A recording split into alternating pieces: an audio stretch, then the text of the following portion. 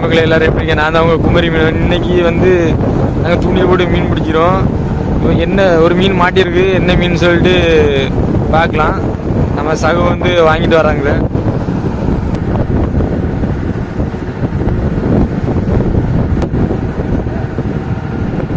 ஓ கோபர்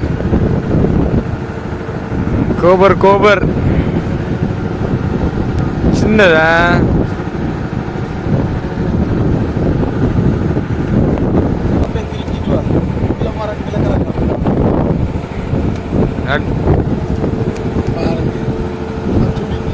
பயங்கர மாதிரியா?